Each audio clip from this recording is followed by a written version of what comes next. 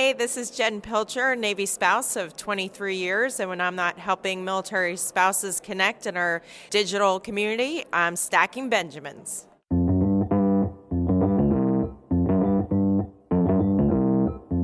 Live from Joe's mom's basement, it's the Stacking Benjamin Show.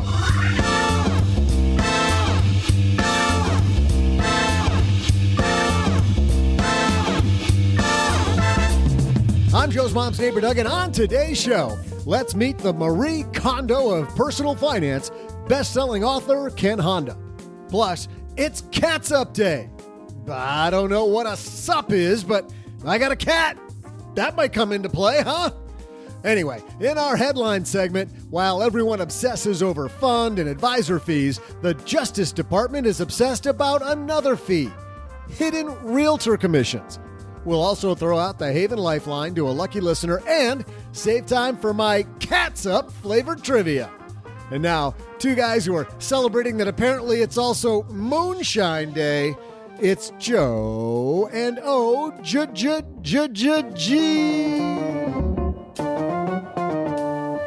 No moonshine for me because it is Wednesday.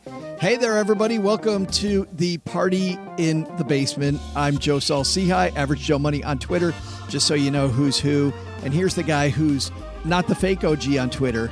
He is the real OG, who is the original character that Tracy Morgan portrays on his show. That's right. I never knew you were from Brooklyn, and we're in the penal system. Yeah, well, I thought it was a pretty fair representation. The writers took some liberties with the backstory, but that's okay. Yeah, but you and Tracy Morgan have the same basic life attitude. We sure do. That guy's so funny. Isn't he hilarious? Yeah. He is such a great comedian. No comedy on today's show, though. Oh, straight-laced. Got it. Very straight-laced, because Ken Honda's here, man. I have to tell you, this philosophy of Ken's, the happy money philosophy, I am down with this. I am totally, our good friend, our mutual friend, Paula Pant and I had like a 2-hour conversation about Ken and about this philosophy that we're going to talk about with him today. Happy money. Happy money. On today's show. You know how I find more happy money, OG? I head to magnifymoney.com. Magnify money for your happy money. Yes. I go to stackingbenjamins.com/magnify money. And you know what I find there? I find better interest rates on checking, savings, all kinds of stuff. You know, so here's a little short story. One headline that I saw today was this big CNBC headline that Wealthfront, the robo-advisor firm, now has a money market. Guess what it's paying? 2 point something. 5. And Magnify Money has several of them. And it's presented like this big, big, big deal. I'm like, but our listeners know that's a commodity, babe. It's a commodity. If you head to stackingbenjamins.com/magnify money. I mean, go to Wealthfront to get on the train, but the stackers have been there for a long time. Also, thanks to Skillshare for supporting Stacking Benjamins. Join the millions of students already learning on Skillshare, like Gertrude and I, with a special offer. 2 months, unlimited access to over 27,000 classes on Skillshare for free. To sign up, go to Skillshare.com/SB. I told Gertrude it's okay to binge on those, but trying to do all 27,000 during the 2-month free period is a little difficult. Probably time to pump the brakes. Maybe a little. Well, we're not pumping the brakes on today's show. We got Ken Honda waiting for us. But first, we've got a little headline about the Justice Department, OG. So let's get rolling. Hello, darlings. And now it's time for your favorite part of the show, our Stacking Benjamins headlines. Our first headline comes to us from Market Watch. This is written by Andrea Ricquier. Hidden realtor commissions could be next housing market domino to topple as government probes MLS. You familiar with the MLS? Mm-hmm. Yep. The MLS multiple listing service. Multiple listing service. And that's when you put your house on the market, you put it on the MLS. You can put your house on the MLS and lots of people see it. Well, let's take a quick look at what Andrea writes. Another potential blow has been struck against the long-standing way in which real estate agents get paid. In April, the Department of Justice wrote to CoreLogic, a real estate software provider, demanding the company turn over information on how it works with multiple listing services, the locally owned and operated compilations of real estate data. The civil investigative demand concern potential antitrust law violations, Justice said, specifically practices that may unreasonably restrain competition in the provision of residential real estate brokerage services in local markets in the United States. Not the first time the Justice Department has taken an interest in how competition gets stifled in the residential real estate market, and the April demand joins another high-profile legal case, a lawsuit filed in March, which charges that real estate brokerages and their industry group conspire to keep agent commissions artificially high. Yeah. I would too when I'm getting 6% of a $700,000 house sale. Is there any new news here? In the American way of transacting real estate, buyers never have any reason to demand a higher level of service or a lower fee from their own broker, since the seller is essentially paying the tab for both sides.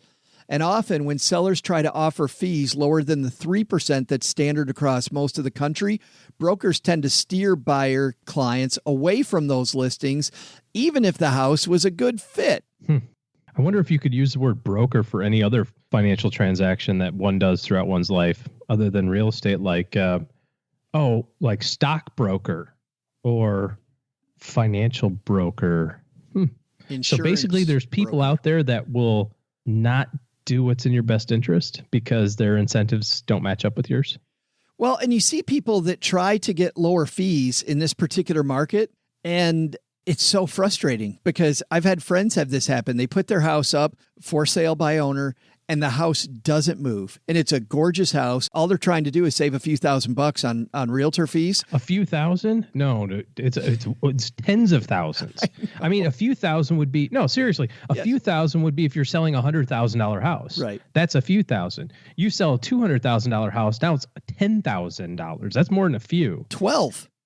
Yeah. And so if you're at like, I don't know what the average house price is these days, but if you're selling a $450,000, $500,000 McMansion, dude, that's $30,000, man. Somebody talking about their $500,000 house in San Francisco online the other day. It's like a cardboard box set up in an office parking lot. That's an alley. That's a $30,000 commission. But to be fair, there's, it's really funny because I've had these discussions with realtors, and no offense to realtors, everybody's got to make money. I get it. But it seems like there's some diminishing return there. I mean, even in the financial planning space, you might charge 1%, but you don't charge 1% on 10 million. It starts to edge down pretty quickly, once you get past this initial number, whatever your personal firm's number is, so to speak. And it doesn't seem like that happens as much in the realtor space. It's like, so if I sold a $3 million house, commission's still 6%. It's like, isn't there some sort of cap break point? Yeah. like some kind of discount. Right. No, even in the mutual fund industry, if you pay an upfront commission on your funds, if you buy X amount of American funds all at once, a good fund company, but one that traditionally has a commission attached, you will pay less money if you invest more money. And it doesn't even have to all go in the same fund. You can put it in. Or at the same time, you can promise to do it in advance over a certain period of time. You can say, I'm going to give you this, I'm going to invest this amount of money over this period of time, and they'll aggregate that total amount, even hypothetically, and say, well, because of that, we're gonna lower $1 of your costs. And we still hate on that, and yet there's crickets when we talk about this real estate game. But I love the way this is set up. I mean, imagine if there were commissions on funds, but the person trying to get out paid the entire commission for the buyer, paid the commission for the buyer and the seller. It would be the same thing. Like the seller has to get out. They pay nothing to get in. So they're like, hey, I mean, this is basic human motivation. Oh, I can get in for free? Cool. Oh, I got to pay a big fee later? Well, but that's not till I sell. That's later. That's later. I'm not worried about it. It costs me nothing now. So I go ahead and I get in, and then I pay this monster commission to cover the person buying my shares and paying to get out, my own commission on both sides. There would seriously be a lot less grumbling about fees.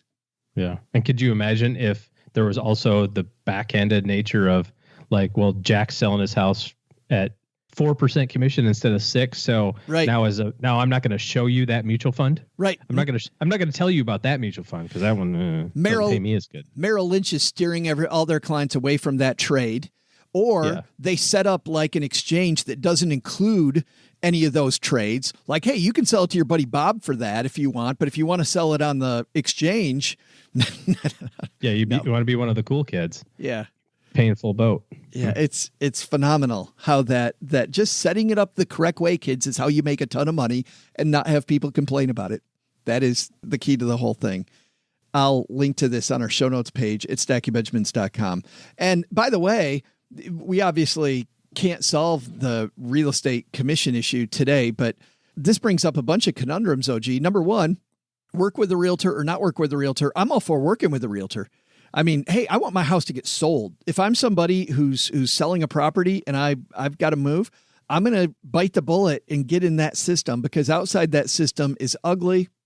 They do have some expertise that I don't know about. I know I'm going to pay through the nose for it. But if I find a good realtor, I mean, when I was in Texas and we were moving to Michigan, our house sold in 2 days, and it sold for reasons I would not have done on my own.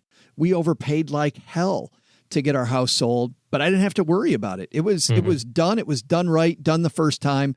All the I's dotted, T's crossed. I'm out of there. And you paid out the nose for it. And I paid out the nose for it. And I'm still happy. I'm still alive. The other issue here is negotiating fees with your realtor. I mean, historically, I always thought that was the way to do it, right? My realtor and I did some negotiation. Once again, I had a time frame, and so I didn't negotiate as heavily as I probably could have. Plus, as we'll hear with Ken Honda, I have kind of a personal philosophy on that. Maybe we can talk about it later. But I negotiated the amount of time more than the fee. I know that if my hot investment house doesn't sell in the first few days, the realtor's going to ignore it until a few days before it's time to re-up, right?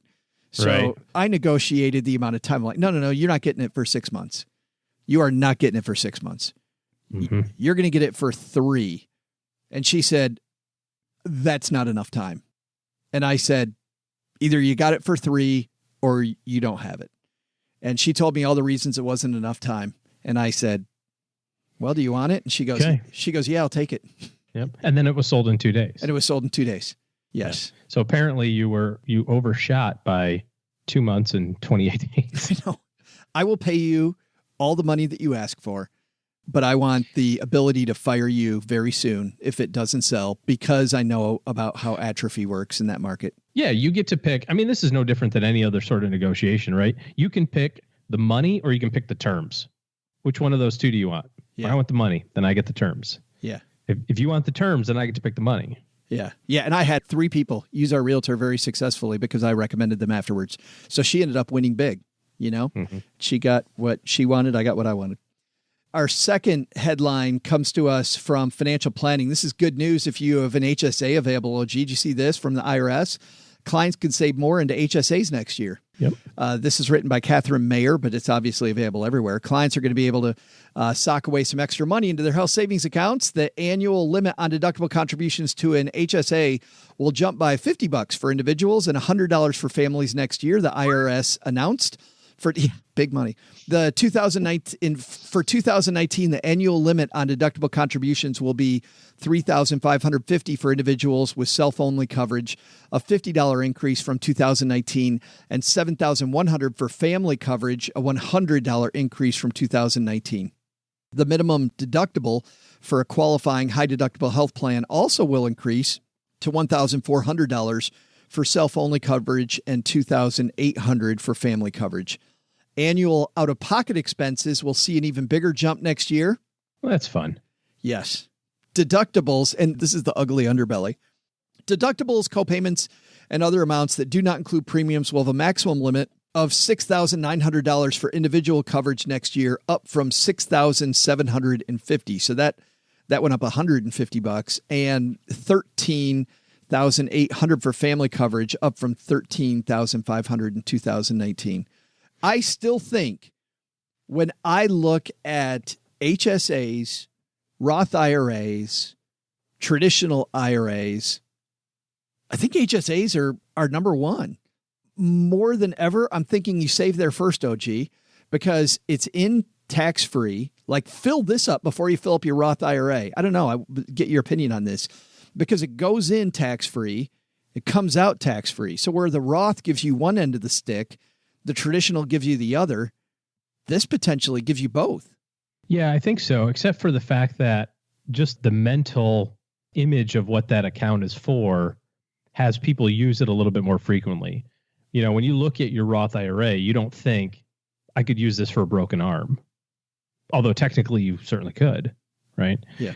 But you look at your HSA and you go, boy, I had a lot out of pockets this year. The HSA works really, really, really fantastically if you can also then cover the out-of-pocket costs. If you can do both, then, you know, the HSA works great. If all you're doing is filling it up and emptying it out on an annual basis, whatever your out-of-pocket is, that's what you should put in there. But for a long-term savings vehicle, it works really great if you can do both of those things. Yeah, I know it's hard, but if you can, and this is the part of the strategy most people don't realize, is that you can keep those receipts forever and declare them 25 years from now using interest on the money that you made, which I think, OG, is your point. That So where a lot of people use an HSA the wrong way, they'll just cover these deductibles. I know it's very difficult, but if you can come up with somehow enough money to cover that out-of-pocket expense somewhere else and hold on to that money as tax-free for a longer period of time, your interest could potentially pay these bills down the road. Yep. That'll save you a bunch of money if you can just make that work. If you can do both, yeah. Yeah. Know another place that saves you money, OG? Heading to magnifymoney.com using our link at stackingbenjamins.com/magnify money. Thanks to them for supporting Stacking Benjamins. I have to say that when you go to Magnify Money, the average person saves $450. Well, I don't have to say that, but I will say that because it's true. You're contractually obligated to say this. I may be. However, I want to say it because who doesn't like saving money? And I love it when somebody comes out and says, hey, we have this interest rate. Why would you go just one place that is selling you on X interest rate when you can go to the number one place online to compare and contrast a wide variety? In fact, 92% of all the things that are available online, you can find compared at Magnify Money. And different than some sites, who I almost mentioned, but I don't think I will mention. But most sites will move to the top all of the reciprocal arrangement opportunities that they have. Sure, just like a realtor. Yeah, exactly. Here are all the 6% commission houses. And you might find a list somewhere of the 5% ones. I'm not sure where that list would be. I know that looks like a great house, but because it's only a 3% commission. Yeah. I forgot the code to the door in the front, but let me show you this one over here. There's probably some sketchiness with this house because this guy is cheap. As they're opening the door, they're like, so I wonder if they got rid of the blood yet from the dead body. Oh, looks like they did. Come on in, guys. The good news is the house isn't that haunted. Come on in. Come on in. None of those shenanigans, as Mom says, at Magnified Money. And by the way, there's a wide range of products, whether it's checking accounts or savings accounts like we talked about before. There's also credit cards. If you pay them off in full, you can play the reward point game. If you have credit card debt because you tried that and you didn't pay them off, which, by the way, you shouldn't try that unless you have a system of paying off your cards every single month. You can look at 0% interest cards, introductory 0% cards, low interest cards, consolidation loans, student loan refinance, and a lot more. Head to stackingbenjamins.com/magnify money for more. I can't tell you how many times I'm still talking to people on a weekly basis who are like, yeah, I got 50 grand in my savings account at Chase. Yeah, I got 50 grand. I got 100 grand at Bank of America. I've got $75,000 at the credit union. And all those are great places, but you're leaving money on the table. Guy in our forum just posted today the news about Wealthfront. Man, this looks good. This looks fantastic. Do you think I should slap? You think I should do it? Really? We talk about Magnify Money all the time here, dude. No. Don't get me wrong, I may do it. Nothing against Wealthfront, except that one fund. But go ahead. Except for that one fund they force you to put your money in. Except for the thing that sucks, that's twice as expensive, and they're shenanigans. Other than that, Mrs. Lincoln, how did you enjoy the play? Don't look at that. Stay over here with the mirrors. Shiny object. More dogs, more ponies. Much better to compare at Magnify Money. StackingBenjamins.com/Magnify Money for more. I think our takeaways here, OG, is HSAs. If you can swing it, max that thing out, especially if you can leave the money there long term. When it comes to hidden realtor fees, I don't know, that there's much that we can do about it. I think just being aware of what you're paying, and maybe the big takeaway is what you said about negotiating those, the term or the fee. You get to decide one of them.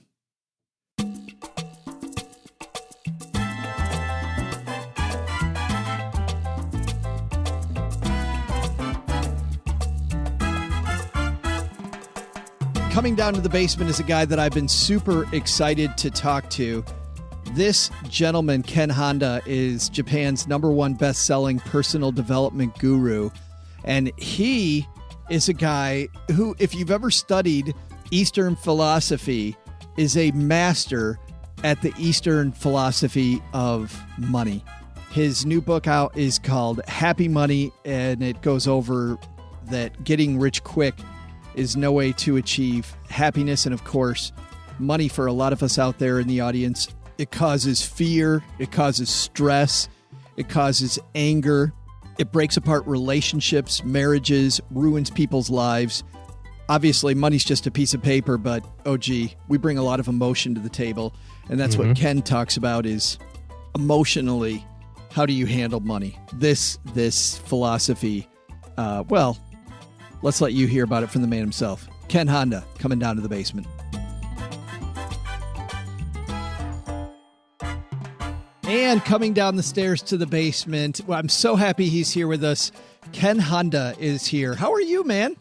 Great, thank you. I'm so excited to be on your show. I listen to your show, and it's so fun and entertaining. And I'm sure you're uplifting a lot of people with the topic of money. Well, just remember, if anybody learns anything, Ken, they have to keep it to themselves. So just remember that. I want to start with your early days with money. Tell me if I'm wrong, but I think that you studied everything you could get your hands on about finance in the early days. What types of people did you meet as you were studying as many people as possible? I had a very unique childhood. My father is a very successful accountant, and he wanted me to be very successful at a very young age. So he started teaching me everything about money, about the mindset and also the money IQ part, which is taxes and how to make sales and how to keep customers. So he used to take me to the shopping mall nearby, and he just asked me to point out which shop makes the biggest sale and profit. And at the time, the fish market, it's very busy. So I thought fish market. And then he said, wrong. A lot of people buy fish, but it's cheap. So they have to work so hard. And right next to it is a mattress store. And right next to it is a real estate agent. And then if you sell one house, you can live on for like a month or two. But even if you sell one fish, you could probably get a soda or something. So he taught me about the essence of business. So I was a very financially savvy, acute child. But you met all kinds of different people, and it seems like, and in fact, I want to actually quote you from your book because I love this quote. Sure.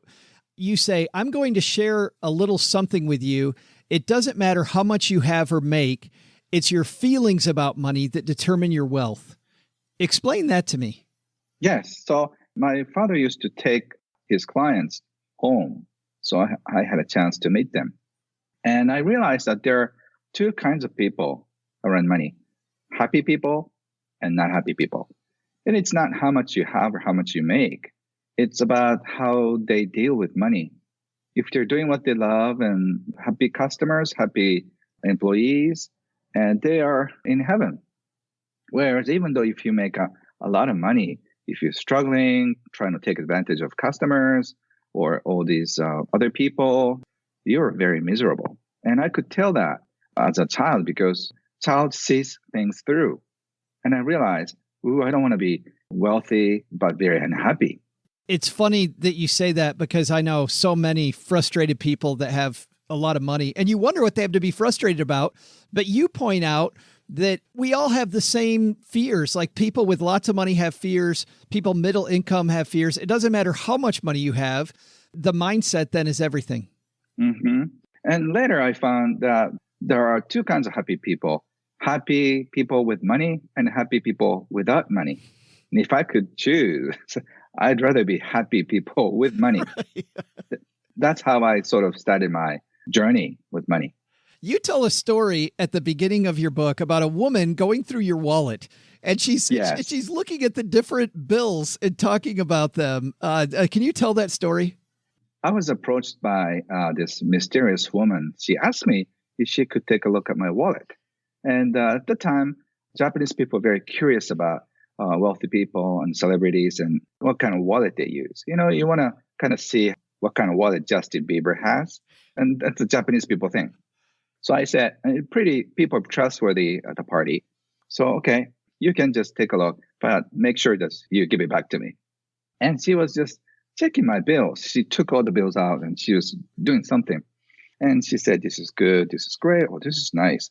And then she put back all the bills and gave my wallet back to me. And she said, Ken, all your money is good. And I asked her, what's good about it? And she said, your money is smiling. That shows you made people happy and receive money. On the other hand, if people are trying to take advantage of other people, or if people do what they don't like and receive money, your money is crying in your wallet, sometimes angry. And I was like, wow, that is interesting. And that's the first time I started to see money as energy. And that's funny because you say that in the book that there's, money when it comes down to it. And I love this analogy is just it's either a piece of paper or maybe it's an electronic thing that we have, attached to our phone or whatever it might be. And yet everything around money is emotions. There's this whole emotional component. Yes. In fact, I think, Ken, you call it emotional garbage at some point. Yes. And later I found out, as I studied about money, the people who are so genius, but who lose everything, sometimes you hear all those stories. And I found out they're financially savvy and intelligent, but they're so messed up emotionally. So unless you heal these wounds that everybody has from childhood, we are weird with money. We tend to be fearful of money. We want to take control of money. And it's because we see money as security, money as freedom.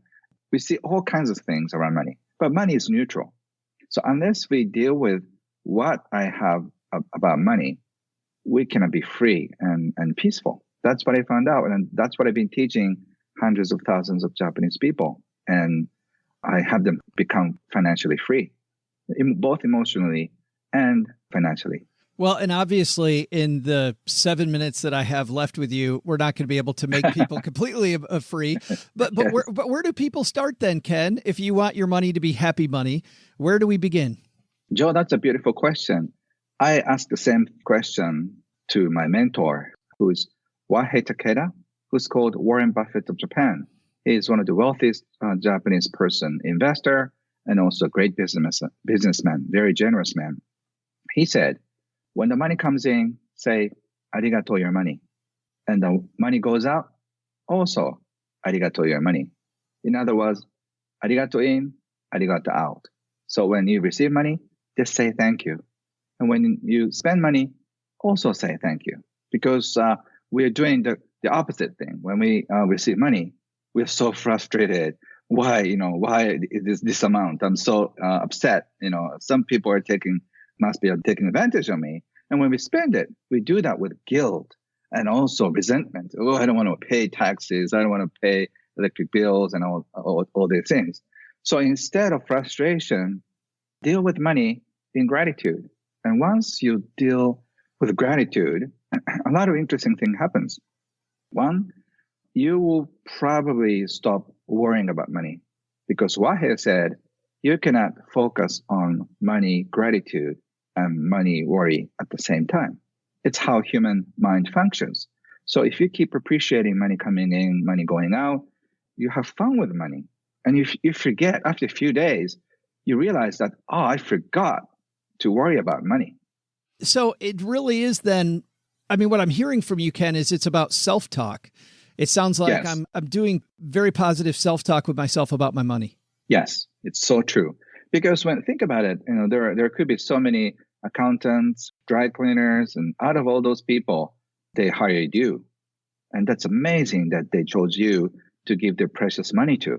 So you can say, thank you for the money you're giving it to me. So you appreciate your clients and bosses more. And I had a student of mine who was a secretary who realized this. And then she started appreciating to her boss about the job she's given. And a few weeks later, she got a big raise. So if you appreciate, people appreciate back to you. And that's a human nature. So if you start appreciating, a lot of great things happen. And it's not a spiritual thing. It's a very psychological thing. And it happens so easily. You mentioned this quite a bit. It's the law of attraction. Yes. And also, you have to take a look at other things in a totally different way. For example, debt. A lot of people worry about debt. They feel burdened about debt. But debt is something that people trusted you. So debt is a symbol of love and trust when you think about it that way. You know, a stranger, banks, whoever your friends, they trusted you that you're going to pay back the loan. So instead of feeling burdened, you can feel trust. I didn't know I have that much trust. So if you just transform your relationship with money, you feel much, much lighter. So instead of feeling the burden of that, just feel the joy of trust. You're being trusted by banks. And interest is a way of appreciating them. So if you just transform your ideas about money, you'll be happier and you end up making more money, receiving money, and you find yourself in the cycle of happy money. There's a lot of us who would like to be trusted by banks a heck of a lot less, though, Ken. Yeah, you're talking about credit card score, right? Yes. And it's the same thing. It's a trust. And instead of feeling miserable and frustration, you just keep your trust higher. That's what Wahei taught us. You have to be trustworthy to be successful in business. And it's exactly the same thing. If you do what you're right, what you're supposed to do, your credit card goes sky high. Yeah, absolutely. I want to ask you, by the way, about your mentor. Yes. I want to take just a second for this. You tell some stories about him. He owned a candy company. Yes. And he's in Nagoya, where Toyota is. Mm-hmm. He's like a Charlie and Chocolate Factory guy. He built a huge castle for sweets because he made fortune by selling cookies for kids. So in return, he wanted to do some great favors. So he built this sweet castle and invited all the children to enjoy cooking and learning about how to make sweets. And he always carried gold coins in his pockets. So whenever he finds a beautiful smile, he gives this real, genuine gold coin to the best smile of the day. And that was his fun. And he said, I'm buying his or her lifetime of smile. That's a great shopping. That's who he was. He passed away 3 years ago. Did he really? He just sounds like, you say in the book, he's the happiest man you ever met. Yes, he's the most generous. And I learned so much about generosity and also how he gets so lucky in investment, in his life. And I've learned so much, but his answers are very zen. So he doesn't answer me back, right. When I say, which company should I invest? And he says, you have to see the companies through your heart. If the company is making people happy, you should invest in the company. And I ask him, how do I do that? You have to have a beautiful heart to be able to figure out the other ones. So, his teaching is very zen. So, but I really enjoyed it. So I'm going to probably write another book on that. And what book number would that be? Because you've written many, many books yes. already. Yeah, I've written more than 50 books and sold about almost 8 million copies in Japan. And I'm leaving Japan and expanding to 40 different countries. My book is going to be out in about a year. Wow. And the first one is coming out very soon in US and UK and Australia at the same time. And that's got to be exciting also. I want to leave with one big concept that you have in the book, and it's you have financial IQ and EQ. And I think these are really important for our listeners to understand, to understand your concepts. Can you explain the difference between those two? Financial IQ is something a lot of teachers and the consultants deal. It's about taxes, marketing, how to run business. It's a knowledge side. And money EQ is more of a wisdom side. It's an emotional side. You have to be able to receive well. We are so good at giving, but we are stuck at receiving. And also appreciating is another key. We forget to appreciate, life in general. about our money, about the job, about the family members, about the people who work with. And number three is a trust. Trust in money or trust in money flow is the hardest thing in life. And the last one is share. Sharing is the most beautiful thing you can do on this planet. And you don't have to be super wealthy. You can share $1 with somebody, and then that gives you joy and also sends a message to you that you have more than enough. And this feeling of having more than enough gives you so much peace and security. And so instead of accumulating wealth, you have to find or seek happiness and security and peace in yourself. That's what I teach. I absolutely love that concept completely, because I don't know, especially in the financial field, as you know, Ken, so many people are chasing something and they're never going to find it. They will never find it. So true. Yeah. Yes. I want to ask you one more thing. There is a craze which is going across the United States right now, this force of nature called Marie Kondo. I read your book and I'm reading I feel like I'm reading Marie Kondo for money. Do you, and I've heard other people say that. Do you appreciate that comparison or not? I really respect her work. Actually, she publishes from the same publisher with me. I have a lot of mutual friends, and she does incredibly beautiful work. And I actually do, Marie Kondo in my office and in my home.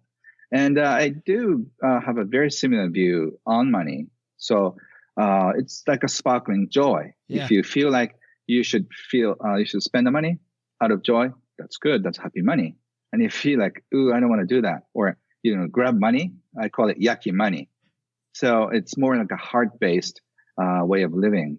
So I think our teachings are very similar. It read very similar, and I ate it up every page. The book is called Happy Money: The Japanese Art of Making Peace with Your Money, and it's everywhere, Ken? Yeah, it'll be at a major airport in June and July, and then probably after that. And all over US, Canada, UK, Australia, and other 40 countries coming along. Well, thank you for spending a few minutes with us on Stacking Benjamins and talking about making your money happy or making you happy. Thank you so much, Joe. It's been a privilege, and this is a lot of fun. So thank you so much. Hey there, trivia fans. I'm Joe's mom's neighbor, Doug, and Cats Update doesn't quite make too much sense to me. I mean, longtime listeners know just how much I love cats, and I've been sitting here telling Joe's mom's cat, Cooper, all day, "Sup, dude?" And he just sits there looking at me, flipping me off. So I am here to tell you this is a horrible, ill-conceived holiday. Instead, looking at my calendar, I think it's better to focus on National Moonshine Day. Now look, I've mooned many people in my time, and come to think of it, those festivities might be a little meta because moonshine provoked some moonshine, if you know what I mean. So how about this trivia? While USA listeners are familiar with moonshine in relation to fast cars, illegal speakeasies, and the 1930s, the term moonshine was originally conceived in a different country. Which one? I'll be back with the answer just after I see what Joe's mom's cooking.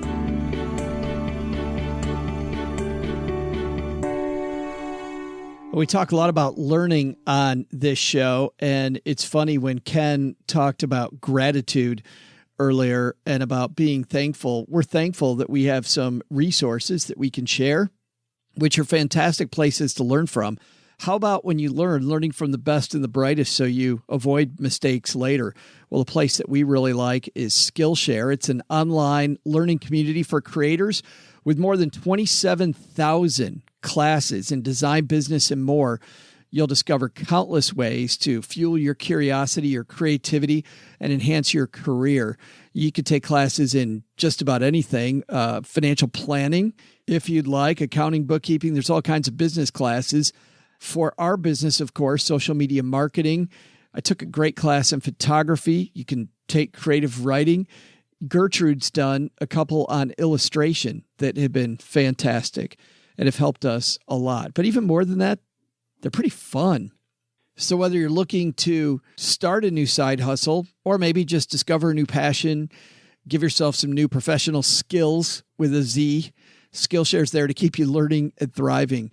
To sign up, head to Skillshare.com/SB. And if you use our code, that Skillshare.com/SB, you'll get 2 months of Skillshare for free.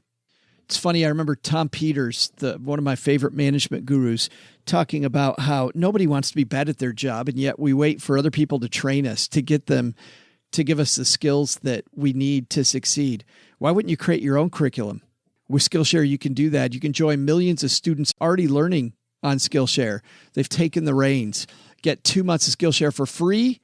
Skillshare is giving the whole Stacker community 2 months unlimited access, over 27,000 classes for free at Skillshare.com/SB. Hey there, Money Podcast lovers. I'm Joe's mom's neighbor, Doug, and here on Moonshine and Catsup Day, I actually remember that after a fairly significant moonshine evening, the cat and I, we did have a chat. He wasn't really into catsup. He could tell a mean joke about these guys in the outhouse, though. God, it was just, it was blue and a little off color, but oh my God, it was funny. But, my head still hurts thinking about that night. Hey, here's something serious, though. Today's trivia answer.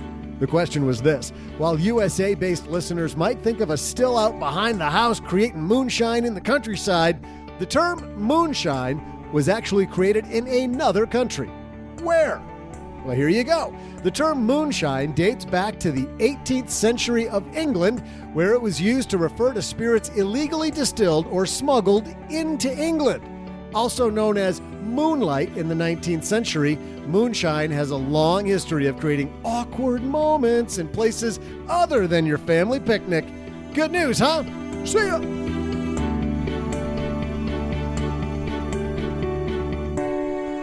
Big thanks to Ken Honda. I love this idea that money won't make you happy. Don't get me wrong. More money gives you lots of opportunity. But if you're an unhappy person, more money will make you an unhappy person with more money. That's right. Yeah. Just great stuff. I also really love, and we didn't have enough time to really get into that. I like the idea of losing a little bit of money in your negotiations, like leaving some on the table, because your life is about relationships. And if people like working with you and they want to work with you and they feel like it's profitable working with you, you will always have opportunities presented to you by those people. Right. Well, I take this approach when it comes to people working for me. And I don't mean like staff, like assistants or something. I mean, like when I go to hire somebody to do a project. We had somebody come and paint a bedroom, or we had somebody install an appliance in our house. They had to kind of build out a shelf for it or whatever, a construction person. And I could tell the moment this guy comes in, we tell him what we want to do. And he's like, okay, yeah. And he's kind of thinking, and I know what's going through his head. He's thinking, okay, what number could I tell him that's respectful enough for my time? Because this is a pretty easy project, but it's respectful enough for my time that I make a few bucks, but gives me enough wiggle room so when he barters with me, I can come down a little bit and I still don't, you know what I mean? Like I could tell he was, he's like, all right, so I think I could do, so let's do 500 for one. Cause I had to do two. He goes, let's do 500 for one. And, I guess I could probably do, and I go, cool. So about 1,000 for both of them. And he just stopped. He goes, yeah, that would be 1,000 for both of them. I said, great. Here's a check for half of it. And he's like, oh, no, that's not necessary. I go, yeah, it is. You're going to set aside some time to get this done. And he's like, well, I'm pretty booked until after Christmas. And I said, no problem. Here you go. Now, some people would think about that and say, oh, you should never do that. What were you doing? What if he leaves? What if he runs away with your money? Well, first of all, it's not the end of the world if he absconds with $500. I'm not going to be happy. And don't get me wrong, but well, just as an aside, so we can kind of lay some parameters out here, that this also depends on your financial condition right now. For some people, you're going to have to play that much closer to the vest. Well, sure, but you're not also going to be negotiating with a painter. Right. You know what I mean? Like, right. You're not talking to a guy to do some home remodel project if you don't have the money to do the home remodel project. Yeah, there's a point where you should just be doing that yourself. Yeah, absolutely. And there's just so much good karma and goodwill out there that you gain from that. Now, if I ever have another project and I call this guy up I bet you he calls me right back. Turns out he didn't have any availability till after Christmas, but guess what? He called 2 days later and went, I had a cancellation. Can I come over and just knock this out this afternoon? We went, sure. He came over, whistled while he worked. Boom, boom, boom. He's like, hey, I think I'm all wrapped up. I go, here's your check. Have a nice day. He made what he asked. You know what I mean? Like, it just worked better as opposed to the other side of that, which is I probably could have got him to $800 instead of $1,000. When I was on the number 62 on the list. When I was on the other side of this, when I was a financial planner, the customer service industry, and I was somebody's agent, there were people who I loved being their agent, and there were other people I couldn't stand being their agent. They beat me up all the time. They blamed me for everything. They consistently were negative. They were not fun to work with. And so just psychically, I did less for those people. And I think there's a segment of our population that just doesn't get that. Like, you don't have to be Joe gregarious, fun-loving. Hey, let's just be on the same team. Let's just be on the same team, and that helps create happy money. Man, it's such a great lesson. I do know some people that take that too far. There's a guy that I knew when I was a financial planner. He always overpaid his people, and he was very proud of that. But he thought that check was a license to treat people like crap. And to just ignore them. No, you can't do that. No, because you know what? Between having more money and being well paid, I'm going to use it as an example. Look at Disney. And I'm only rolling my eyes because I've used Disney 7,000 times as an example. But you got these people that are not that well paid. And all those people, when you go to the happiest place on earth, they're all singing off that song sheet, man. And you're like, how do you motivate people to be that happy? And that you look at the way Disney treats their people outside of the paycheck. That's how. Good stuff. Thanks again to Ken for stopping by. That is an interview discussion I'm going to remember for a long time. Hey, let's throw out the Haven Lifeline, OG, and tackle some of life's most important questions. Our friends at Haven Life Insurance Agency, they put what you value first.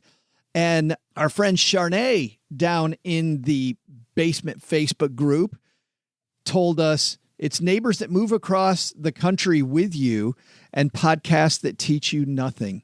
Isn't that nice? Having Doug move across the country with me. I would say there's lots of things more thrilling than that, Charnay. I was going to say, didn't you move across the country with Doug? I moved across the country to try to get away from Doug. And yet. Oh. And he thought, There he stays. It's actually your loved ones in your time, and every group of friends has that guy or that woman. And if you don't know which one it is in your friends list, it is you. Yeah. It's you. And Doug is that for us. But we do love Doug, and we get more time with him. So that's good. It's your loved ones in your time. Happy, joy. It's why they've made buying quality term life insurance actually simple, so you can spend more time on those relationships. Head to StackyBenjamins.com/Haven Life now to get a free quote. Affordable prices and backed by Mass Mutual, more than 160-year-old insurer. No waiting several weeks for a decision, and awesome customer support. StackyBenjamins.com/Haven Life. All right, let's throw it out to Cal. Say hi, Cal. Hey, Joe and OG. Funny, I thought I almost learned something from your podcast, but my bad, I didn't. Anyway, my question is, I'm a 51-year-old with about $1.5 million in IRAs. Will own my house outright in the next 18 months. I have $200,000 in taxable accounts, yada, yada, yada. My question is, I want to semi-retire in the next 4 years, meaning working part-time. Currently make about $250,000 with a 30% savings rate. I plan on subsidizing my post-55 years with my current 401k, which is about $250,000, and I think I can do this via IRS. Does this sound like a solid plan? Thanks. Again, hope to hear something new. Peace. Thanks for the question, Cal. I like this question about landing the plane because I think a lot of the time, OG, people are obsessed with getting to the point where Cal is right now, right? We obsess about getting there. And then because we never think about taking money out, what that strategy is, we end up losing a ton of money because of the fact that we didn't set up our approach correctly as we land that plane. Well, let me tell you how I would think about this, and we'll work through it live because, I'm good, but I can't do complex math that fast in my head. So make 250, spending 30% of your money on savings presently, which works out to be about $75,000 a year. Let's reduce that again by another 30% for all of your associated taxes, whatever that may be.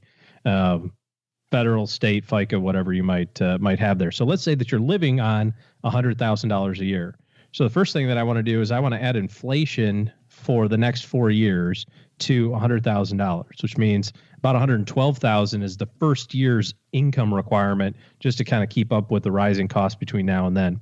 So if I got to take out $112,000, the question, of course, is how much money do I need to have? And the number is about $2.8 million.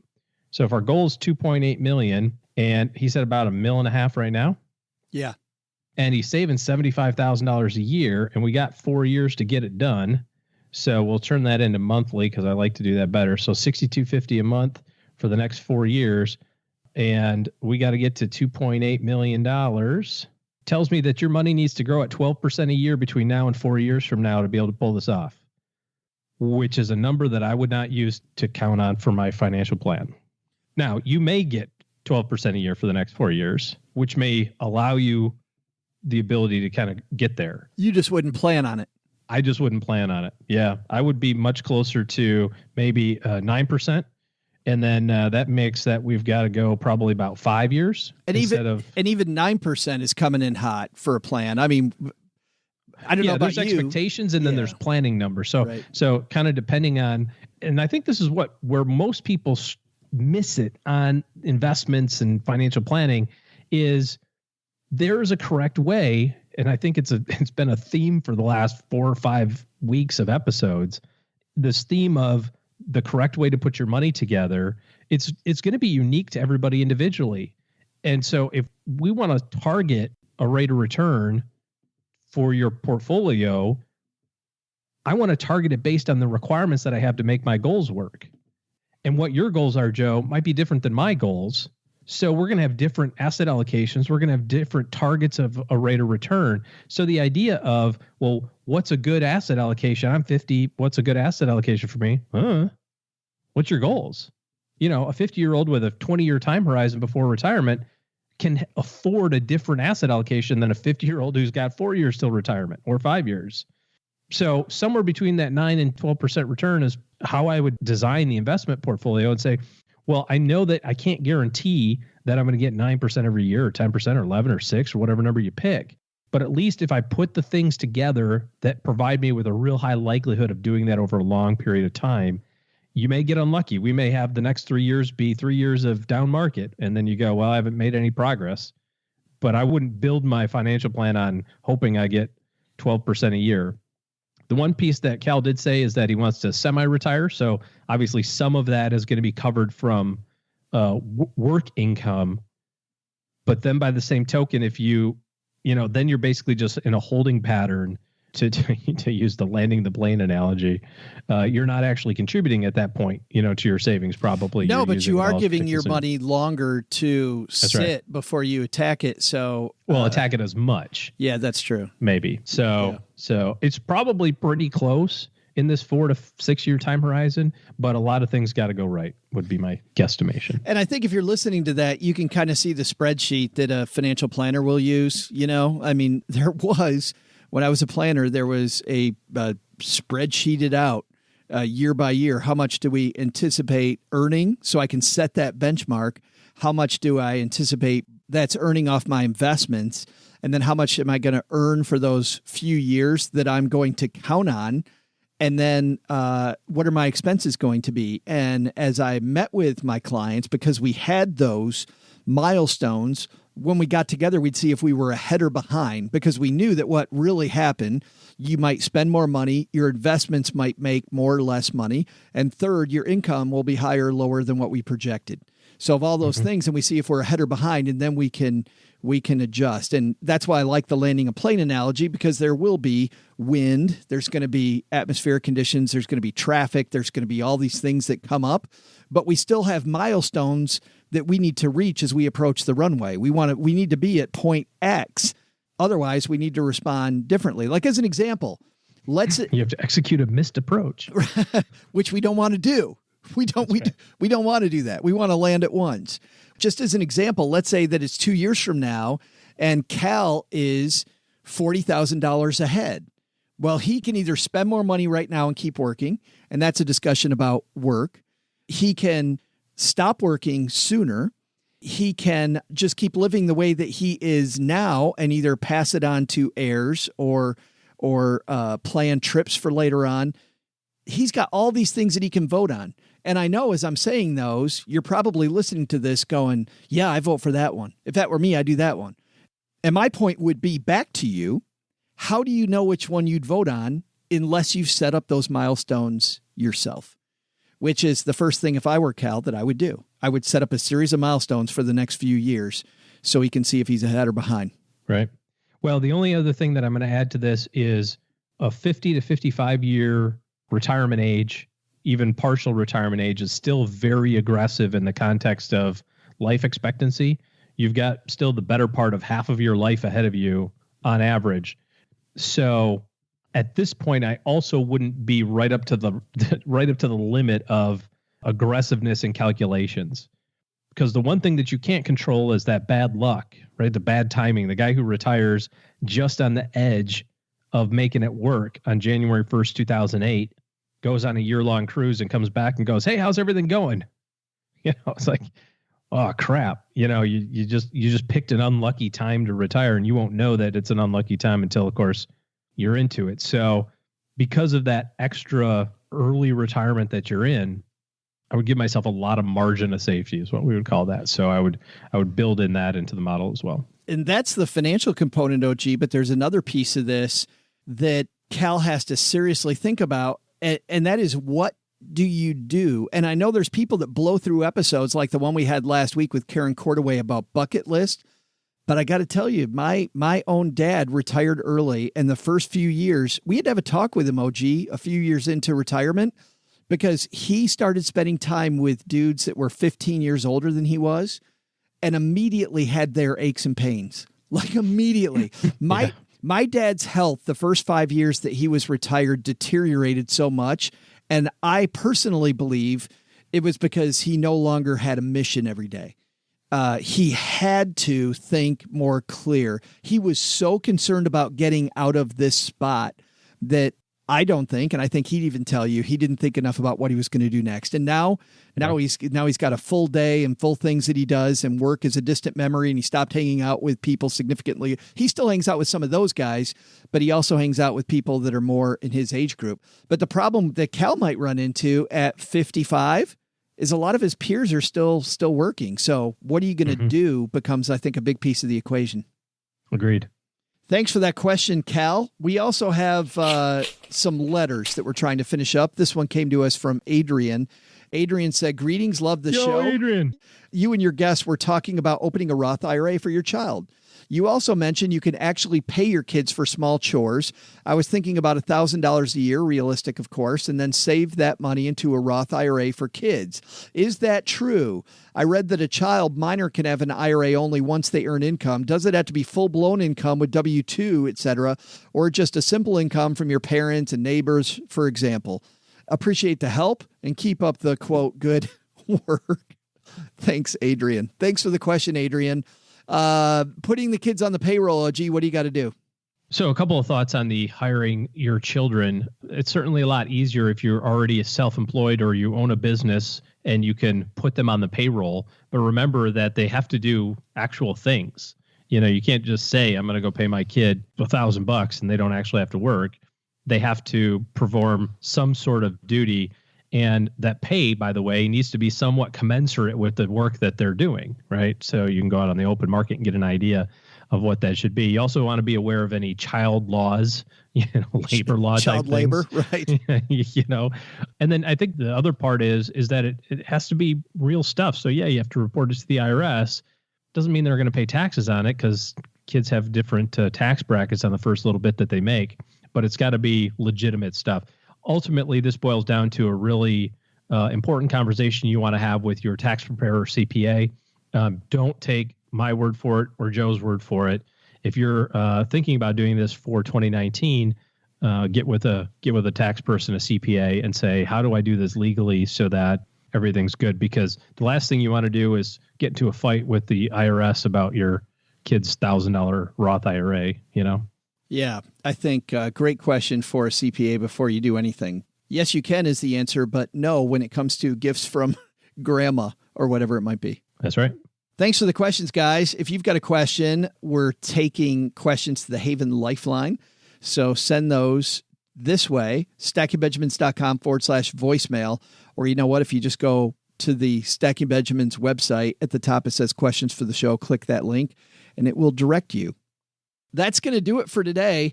Thanks to everybody who's left a review of this podcast so that people know just what they're getting into when they listen to an episode of Stacking Benjamins, maybe something a little different than the financial guru talk out there. This review Mom has on her fridge right now. Very simple, 5 stars from Brainwash 01. You're only hurting yourself by not listening is the headline. Definitely in the top 5 of Joe's podcasts. I love that. That's pretty funny. I only have 2 podcasts and I only appear on 4 podcasts, Brainwash, but yes, it's in the top 5. Thanks for that. I think sometimes people, read the reviews of our show and maybe we'll confuse them even more, but I think you can see the general mood of the show from our reviews. That's going to do it for today. Doug, take it from here, man. What should we have learned today? Sure thing, Joe. You and OG get to tipping a few more back, and I'll tell everybody what they should have learned today. First, take some advice from Ken Honda and create happy money for yourself. Thank your money for coming into your life and thank it for helping you afford to continue living. And that gratitude will change your life. Second, mark your calendar. Next year, you'll want to be ready to put more money in your HSA if you're eligible. But the big lesson? Cat's up. It's National Ketchup Day. What the hell is cat's up? I've been trying to figure that out all day and find out they're spelling it wrong. No wonder the cat just stared at me. Sup, cat? Yeah, still nothing. That cat's a jerk. Thanks to Ken Honda for joining us on today's show. You'll find Happy Money, Ken's latest bestseller, wherever books are sold. This show was created by Joe Saul-Sehy, produced by Richie Rutter-Reese, and engineered by the amazing Steve Stewart. Online, visit us on Twitter at @SBenjaminsCast or on our Facebook page. I'm Joe's mom's neighbor, Doug, and I swear the worst part about coming over to Joe's mom's house is having to put on pants. SB Podcasts may receive payment on the show from sponsors and guests in the form of books, giveaway items, discounts, or other remuneration. There's no way you would take advice from these dorks, but like Joe's mom always says, don't take advice from people you don't know. This show is for entertainment purposes only, and before making any financial moves, consult with a real financial advisor.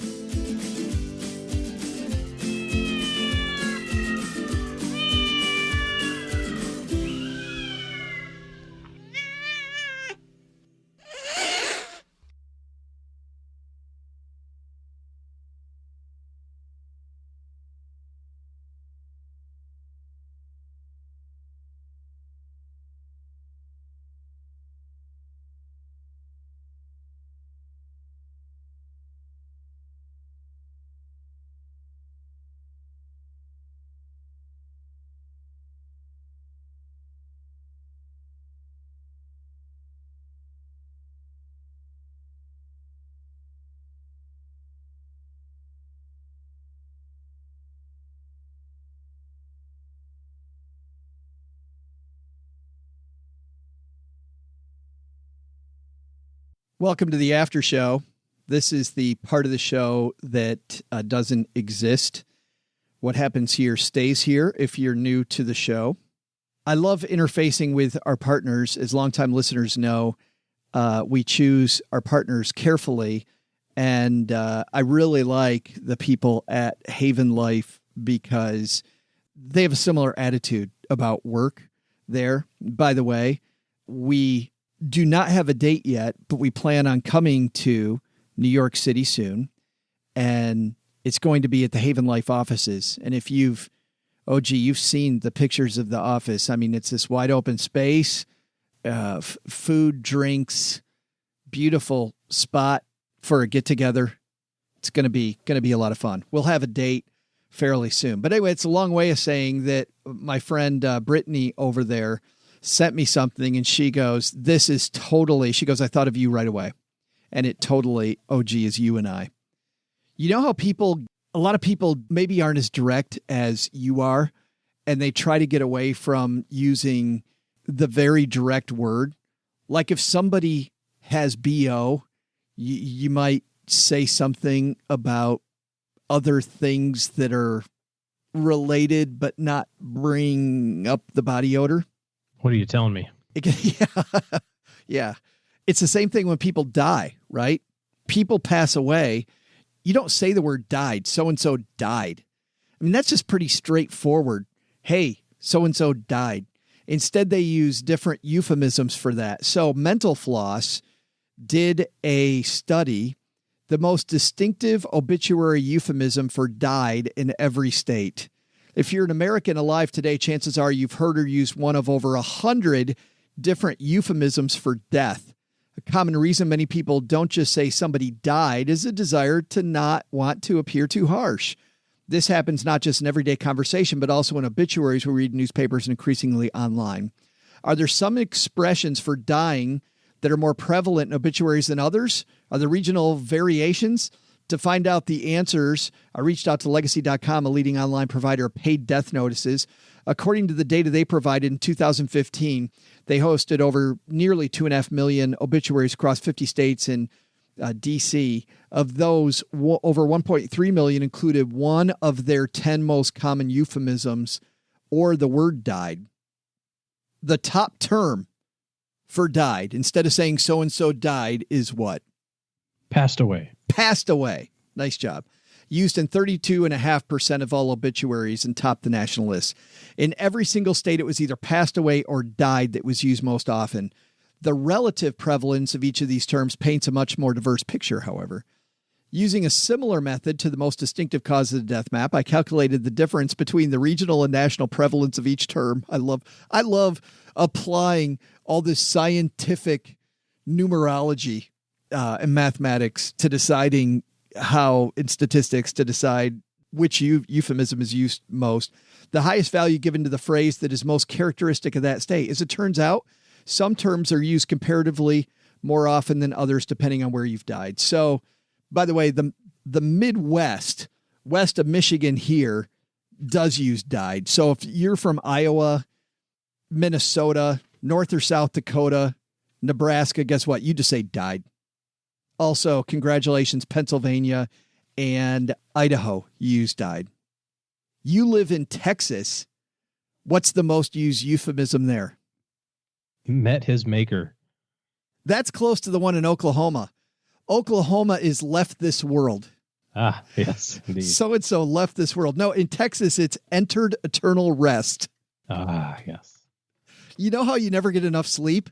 Now you can sleep. You can. Sleep forever. Kick to the bucket. Entered eternal rest is also biggest in New Mexico. In California and Arizona, they use a different word. It's a single word euphemism for died.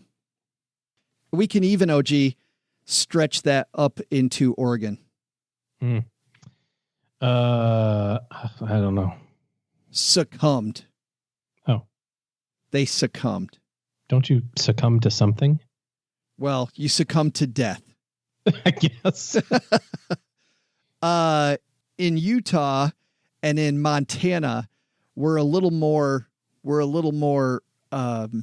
folksy. Yeah. It's two words. The only thing I think is passed on, but well, that's actually close. They slipped away. If you're Montana or Utah, you slept away. In fact, slipped away. Sorry, slept away. Yeah. You also left this world if you're in Colorado or Wyoming or Washington. It reminds me that I should probably pre-write my obituary because I totally want this to be a joke. In Michigan and in Wisconsin, you were called home. Of course. Yes. And by the way, because Michigan and Wisconsin are so beautiful, you were called home. If you live in Ohio, not so beautiful, Buckeyes, you went home. You left Ohio and you went home. Yeah. Probably toward Michigan. Just saying. That's getting some hate mail. In New York, you entered eternal rest. What did John Denver do in Colorado? Don't do that again. In Nevada, I should tell that story. Mary Lou, my coach, wrote to me and said, "Hey, Joe, John Denver's my favorite singer." And the very first thing OG said is, "Tell Mary Lou was your favorite singer." If you're in Maine or in Nevada, you lost your battle, lost his or her battle. You also went home. If you're in Tennessee, you just died in Kentucky. Along the East Coast, New Jersey, Delaware, Maryland, and Virginia, it's like you went on a trip. What's another word for going on a trip? You departed. People in the Mid-Atlantic don't die, they depart. It's like they're stuck at Dulles. He should have departed by now, but... In Illinois, you went to be with his or her or the Lord.